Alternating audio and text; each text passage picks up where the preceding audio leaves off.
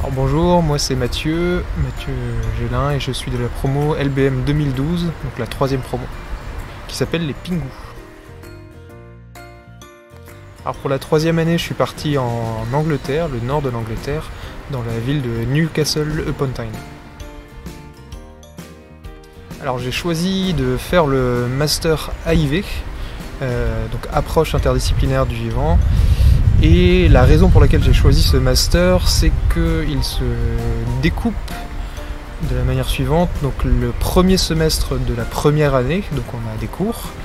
Et ensuite pour le reste du master, c'est que des stages. Donc le deuxième semestre du M1, c'est un stage de 5 mois.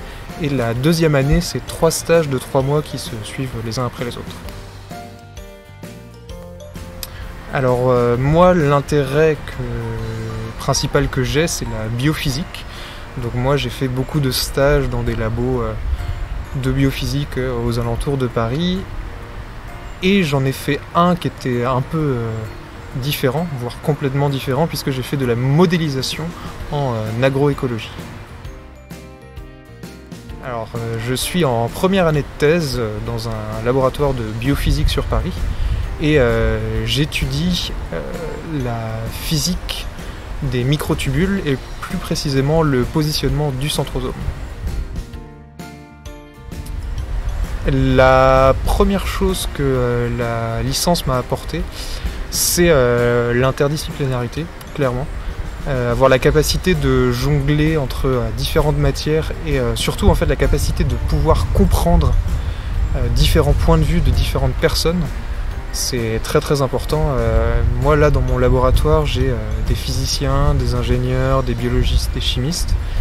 Et le fait de pouvoir en fait comprendre et intégrer les informations des différentes personnes permet d'avancer de manière beaucoup plus efficace que si j'avais fait uniquement de la biologie ou uniquement des mathématiques.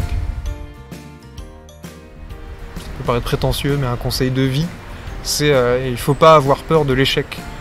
L'échec n'est pas une fatalité, c'est même bien en fait, parce que il y a beaucoup de gens qui demandent ce que l'on veut faire, mais moi je trouve quelque chose qui est très important avant tout, c'est de savoir ce que l'on ne veut pas faire. Et du coup, l'échec n'est absolument pas une fatalité, il faut juste savoir le prendre, comprendre l'information, pourquoi on a échoué, est-ce qu'on veut vraiment continuer dans cette voie, et juste continuer, quoi. Ne pas le prendre comme une défaite personnelle.